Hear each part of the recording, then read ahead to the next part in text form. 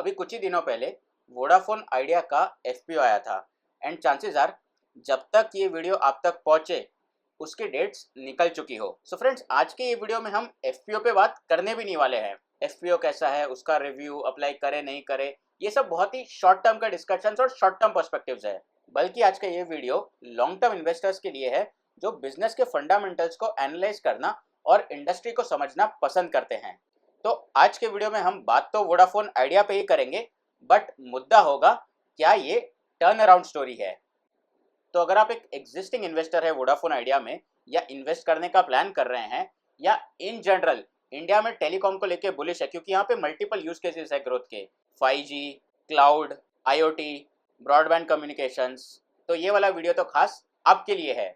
Obviously ये starting point है हमारी रिसर्च का and not a recommendation in any form. Please note, ये वीडियो सिर्फ और सिर्फ एजुकेशनल पर्पस के लिए है। Please consult your financial advisor before any investment decisions. तो चलिए दोस्तों, डिस्कशन स्टार्ट करते हैं by hitting the like button. दोस्तों, वोडाफोन आइडिया पे कोई भी पर्सपेक्टिव या ओपिनियन बनाने के पहले करंट उसकी क्या हालत है, करंट सिनेरियो क्या है, ये असेस करना क्रिटिकल होता है। तो ये वाले सेक्शन में हम एग्जैक्टली यही करने वाले हैं। 2016 में टेलीकॉम के मार्केट में जियो की एंट्री के बाद एक भूचाल सा आया है, बहुत सारी यहाँ पे हलचल हुई है और वोडाफोन आइडिया ये पूरे पीरियड में मोर और लेस लॉस मेकिंग रही है। एंड बहुत नेचुरल है, ये पूरा पीरियड इन्वेस्टर्स के लिए भी काफी पेनफुल रहा है। बट अब अगर आप पिछले 2-3 साल का डेटा देखो ना, तो यहाँ पे ऑपरेटिंग प्रॉफिट बढ़ा है, मार्जिन्स भी इनफैक्ट यहाँ पे इंक्रीज हुए हैं। एंड अगर आप नेट लेवल पे देखो तो लॉसेज अब इंक्रीज नहीं हुए हैं। While ultimately at the end of the day they are losses, but at least यहाँ पे और इंक्रीज नहीं देखा गया लॉसेज में। बट हाँ, एक कॉज ऑफ कंसर्न है, इनकी बुक्स पे 2 लाख करोड़ की बोरोइंग्स या डेट है। इस पे आगे डिटेल में इसके इम्प्लीकेशंस की चर्चा करेंगे, but as far as the current existing scenario is concerned, these are the facts. 2017 का इनफैक्ट एक और इंटरेस्टिंग डेटा पॉइंटर है। वोडाफोन और आइडिया दो अलग अलग कंपनी थी और इन दोनों का मिला के जो कस्टमर का मार्केट शेयर था वो लगभग 33-34% के अराउंड था। Fast forward to the end of 2023, ये कस्टमर मार्केट शेयर 19% पे आ चुका है। तो यहाँ पे इन्होंने सिग्निफिकेंटली मार्केट शेयर ये पीरियड में रिड्यूस किया है। जाहिर सी बात है, यहाँ पे कंसोलिडेशन चला है और जियो और एयरटेल ने मार्केट शेयर गेन किए हैं। वाइल आपके माइंड में सवाल आ रहा होगा, जनक भाई ये तो अच्छी बात नहीं हुई ना, क्योंकि ये कंटिन्यूसली मार्केट शेयर लूज कर रहे हैं। Well yes, at the surface level and at the first order thinking, yes this is not a good thing. But यहाँ पे थोड़ी सी एक सेकेंड ऑर्डर थिंकिंग भी अप्लाई करते हैं। वापस वो वाला ग्राफ ध्यान से देखिए। पहले 2017 में 7-8 प्लेयर्स थे, बहुत सारा यहाँ पे कंपटीशन था। फास्ट फॉरवर्ड 6-7 ईयर्स और अब ये इंडस्ट्री में 4 ही प्लेयर्स रह गए हैं। वाइल जियो और एयरटेल ने मेजॉरिटी मार्केट शेयर कैप्चर किया है, ये पूरी industry is moving towards oligopolistic nature. And over here comes our observation. In general एक टेलीकॉम जैसी इंडस्ट्री जो देश के लिए बहुत ही क्रिटिकल होती है, ऐसी इंडस्ट्री में मोनोपोली, डिओपोली या इनफैक्ट इवन ओलिगोपोली होना it is not a good sign, क्योंकि फिर ऑप्शन ही नहीं बचते। आप एग्जैक्टली अगर आप नाखुश हो किसी चीज को लेके तो आप कहाँ जाओगे? से for instance, for some reason you are not happy with the services of Jio, आपके वहां पे एयरटेल का नेटवर्क नहीं आता, और अगर ये वाले केस में तीसरा प्लेयर नहीं रहा, then you have no options. Well this was just an example. Larger जो हमारे लिए टेक अवे या नेट टेक अवे हमारे लिए यहाँ पर है, वो ये है कि कंज्यूमर फेसिंग इंडस्ट्रीज में इंडिया जैसे देश में जो इकोनॉमिकली ग्रो हो रहा है, कंपटीशन होना is a good thing and this is from a consumer perspective. और यही बात गवर्नमेंट ने भी रियलाइज की है। गवर्नमेंट ने जून 2023 में इसी बात को ध्यान में रखते हुए 89,000 करोड़ का रिवाइवल पैकेज बनाया था for BSNL, and this can be one of the silver linings for the third player like Vodafone Idea. अब second part of the discussion में इंडस्ट्री के डिस्कशन पे आते हैं। वाइल एक हाथ पे गवर्नमेंट का सपोर्ट होना या रेगुलेटरी फ्रेमवर्क थोड़ा इजी होना इज अ गुड थिंग, दूसरे हाथ पे डिमांड एनवायरनमेंट, एक्चुअल में प्रोडक्ट्स की डिमांड है या नहीं, ये असेस करना भी इन्वेस्टर के लिए बहुत इंपॉर्टेंट है, क्योंकि अल्टीमेटली सेल्स या टर्नओवर तो आएगा डिमांड से ही। ये पॉइंट को एनालाइज करने के लिए एक फैक्ट देखते हैं। इंडिया में जहां तक 4G या 5G पेनिट्रेशन की बात है, ये चाइना, ब्राजील, USA ये देशों के मुकाबले मोर और लेस आधा है, एट अराउंड 60%। मतलब मोर और लेस अगर आप देखो तो डेवलप्ड कंट्रीज में जैसे बहुत ही नॉर्मल बात है कि किसी एक पॉपुलेशन या किसी एक इंडिविजुअल के पास 4G या 5G का फोन होना, और वो सर्विसेज के साथ।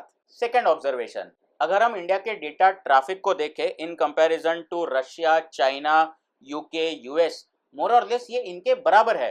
तो बेसिकली डेटा का यूज तो यहाँ पे फुल ऑन हो रहा है। बट अब इसको आरपू के आंकड़े के साथ जोड़ते हैं।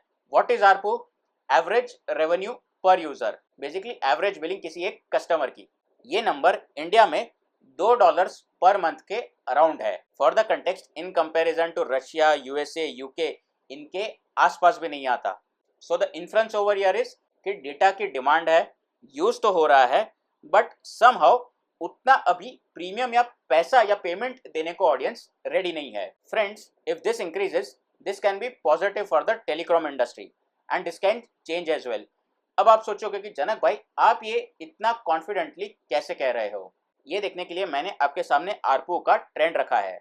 2019 में ये आरपू अगर हम इसको देखें तो समवेयर अराउंड ₹74 था।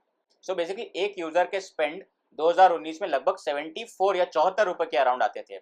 ये इंक्रीज होके अभी 150 या 150 के पार चले गए हैं। आपने खुद इन जनरल ऑब्जर्व किया होगा आपके मोबाइल का बिल थोड़ा सा तो बढ़ गया है। If that is the case मुझे नीचे कमेंट्स में बताइए। तीसरे सेक्शन में हम बात करेंगे प्रोमोटर ग्रुप पे, और ये वाला सेक्शन बहुत इंटरेस्टिंग होने वाला है। यहाँ पे अगर आप इनका प्रोमोटर ग्रुप देखो ना तो 33% स्टेक गवर्नमेंट का है। और ऐसा क्यों? तो चलिए थोड़ा सा पीछे चलते हैं। वोडाफोन आइडिया के कुछ एजीआर ड्यूज थे, बेसिकली स्पेक्ट्रम फीस के तौर पे गवर्नमेंट को कुछ पैसे चुकाने होते हैं।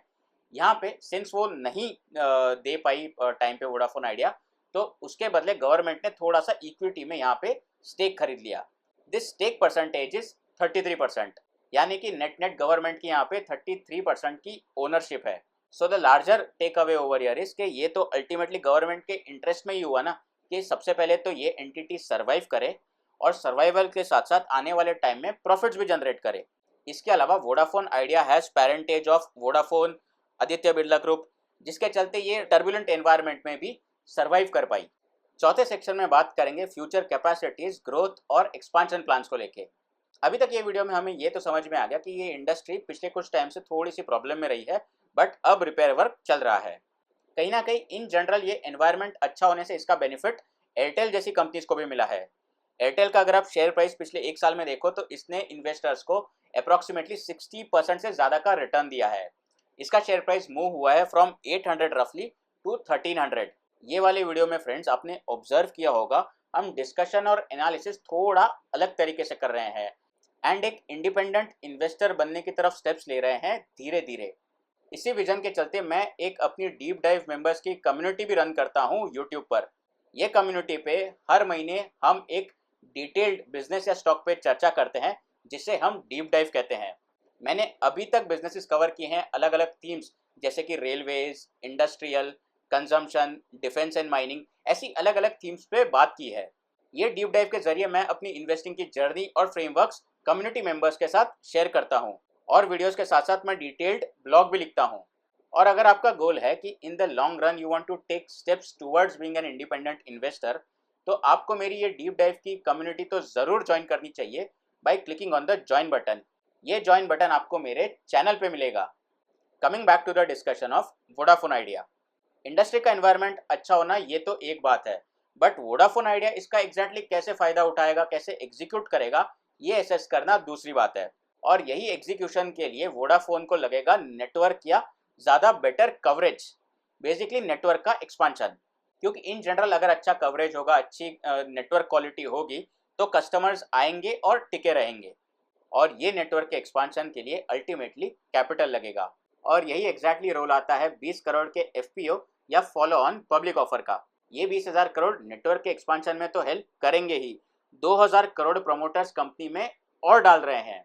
एंड फ्रेंड्स, जब इनकी बुक्स पे ये 22,000 करोड़ आ जाएंगे तो इनके पास कैपेसिटी आ जाएगी बुक्स पे 25,000 करोड़ की फंडिंग और रेस करने की। तो अब आप ये ग्राफिक पॉज कीजिए और देखिए वोडाफोन आइडिया के पास लगभग ऑलमोस्ट 45,000 करोड़ की फंडिंग का स्कोप है, not only for expansion of the network but for other business operations almost. एक और इंटरेस्टिंग पॉइंटर, वोडाफोन आइडिया का अगर मैं करंट आरपू या एवरेज रेवेन्यू पर यूजर देखूं तो ये अराउंड 145 है। एयरटेल का ये नंबर 208 के अराउंड है और जियो का आरपू लगभग 180 के अराउंड है। तो जैसे जैसे इनके पास नेटवर्क की कैपेबिलिटीज आएंगी, बेटर कॉल कवरेज, लोगों को 3G से 4G और 5G की सर्विसेज देना, तो इनका आरपू बढ़ने का भी स्कोप है। अब आप जस्ट एक मेंटल मैथ्स या back of the envelope calculation कीजिए। अगर इनका आरपू 145 से जस्ट हाइपोथेटिकली स्पीकिंग अगर 200 तक भी जाता है तो ये इंक्रीज हुआ 33% का। ये इन ऑल पॉसिबिलिटीज इनके डायरेक्टली प्रॉफिट को हिट कर सकता है, क्योंकि अगर आपने नेटवर्क बिछा के रखा है तो आपको और ज़्यादा अब इन्वेस्ट नहीं करना। जो भी आता है सेल्स आपका वो without any additional expenditure can most likely flow into the profit. इसे ऑपरेटिंग लेवरेज कहते हैं और यहाँ पे ऑपरेटिंग लेवरेज इनकी फेवर में काम कर सकता है, but not everything can be रोजी। अब अगले सेक्शन में मैं आपके साथ यहाँ पे एक दो एंटीथेसिस या रिस्क के पॉइंटर्स पे चर्चा करने वाला हूँ। प्लीज़ ये वाले सेक्शन को स्किप मत कीजिएगा। वोडाफोन आइडिया के एजीआर ड्यूज की बात करूँ, बेसिकली वो अमाउंट जो इन्होंने या आउटस्टैंडिंग बेसिकली जो गवर्नमेंट को चुकानी है इन द लॉन्ग रन, तो ये नंबर काफ़ी सिग्निफिकेंट है। ये नंबर या ये ग्राफिक मैंने आपके सामने स्क्रीन पे रखा है, आप पॉज करके देख सकते हो कि ये अमाउंट मोर और लेस 70,000 करोड़ से ज़्यादा की है। इसमें से अप्रॉक्सीमेटली 29,000 करोड़ इन्होंने FY26 में चुकाने हैं, मतलब 2 साल से भी कम टाइम बचा है। 40,000 करोड़ से ज़्यादा इन्होंने चुकाने हैं बिटवीन 2027 एंड 2031, ये 4 साल के पीरियड में। So this is in general not a very good position to be in. And अगर एज अ शेयर होल्डर भी आप इवेल्युएट करो तो अगर इन द लॉन्ग रन ये कंपनी प्रॉफिट्स जनरेट भी करती है तो बैक ऑफ द माइंड तो बिजनेस या डिसीजन मेकर्स के प्ले करेगा ही कि जल्दी से जल्दी डेट चुकाए। और ये एक टिपिकल प्रॉब्लम होगा कि री इन्वेस्ट करके नेटवर्क बढ़ाए या डेट चुकाने पे प्रायोरिटी दे। एंड अगर फ्रेंड्स यहाँ पे गवर्नमेंट से रिलीफ नहीं आती ये एजीआर के फ्रंट पे तो सिचुएशन और ट्रिकी हो सकता है, क्योंकि गवर्नमेंट ने जैसे पहले किया था ये एजीआर ड्यूज को ये इक्विटी में कन्वर्ट कर देगी, बट यहाँ पे फिर इनका स्टेक सिग्निफिकेंटली इंक्रीज होगा और एक मैसिव डाइल्यूशन स्पार्क होगा। गवर्नमेंट की यहाँ पे ऑलरेडी 33% की हिस्सेदारी है। ना गवर्नमेंट ये रूट लेना चाहेगी ना कंपनी के एग्जिस्टिंग प्रमोटर्स। प्लस जब तक ये इश्यूज सॉल्व होंगे बाकी दो इनकम्बेंट्स एयरटेल और जियो रेस में हो सकता है बहुत आगे निकल जाए, क्योंकि उनका भी स्ट्रैटेजिक फोकस ज्यादा से ज्यादा और भी मार्केट कैप्चर करना ही होगा, बट नेचुरल है। प्लस नोट कीजिए फ्रेंड्स, टेलीकॉम एक ऐसी इंडस्ट्री है ना जो बहुत ही फास्ट इवॉल्व हो रही है। 5G, डेटा सेंटर्स के यूज केसेस, क्लाउड, IoT, ये सब में अलग अलग इनफैक्ट B2B टेलीकॉम के यूज केसेस भी है।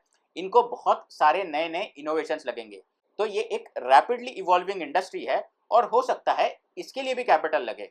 तो यही सब पॉइंटर्स पे बिल्ड करते हुए अगले सेक्शन में मैं आपके साथ शेयर करूंगा मेरा पर्सपेक्टिव, और एक बार हम टेक्निकल एनालिसिस भी करेंगे और चार्ट्स भी देखेंगे। बट फ्रेंड्स प्लीज नोट, ये मेरा ओपिनियन है basis my limited experience and understanding of the subject. I may go wrong, net net we are building just a perspective. तो फ्रेंड्स मुझे लगता है कि अगर आने वाले टाइम में गवर्नमेंट और प्रमोटर्स का सपोर्ट बना रहा तो हाई चांसेस है कि वोडाफोन आइडिया सर्वाइव करे। This is in interest of both the government and the company कि ये इंडस्ट्री में तीसरा प्लेयर बना रहे। बट हाँ, हो सकता है कि ये उतना थ्राइव ना करे जितना ये एग्जिस्टिंग प्लेयर जैसे कि एयरटेल और जियो थ्राइव कर पा रहे हैं। For an investor like me it can not be very very long termish bet. As full disclosure, currently तो मैं यहाँ पे इन्वेस्टेड नहीं हूँ, बट अगर मैं यहाँ पे इन्वेस्टमेंट एक्सप्लोर भी करता हूँ तो मैं यहाँ पे एक ट्रेडर वाला माइंडसेट यूज करूंगा। इससे मेरा क्या मतलब है, लेट मी एक्सप्लेन। वहाँ यहाँ पे हमने फंडामेंटली तो बात कर ली कि कुछ रिकवरी के एलिमेंट्स है, बट इसके साथ साथ टेक्निकल एनालिसिस भी करते हैं और चार्ट्स देखते हैं। बेसिकली सबसे पहले स्टैन विंसन का फ्रेमवर्क यूज करके स्टेज 2 के लिए इसको एनालाइज करते हैं। तो अगर आप इसके वीकली चार्ट्स देखो यहाँ पे तो स्टेज 2 तो दिखाई दे रहा है एक ब्रेकआउट के बाद, और अब एक पुलबैक भी देखा जा रहा है two 30 week exponential moving average. ये चार्ट्स मैं शेयर कर रहा हूँ एज ऑन 20th अप्रैल।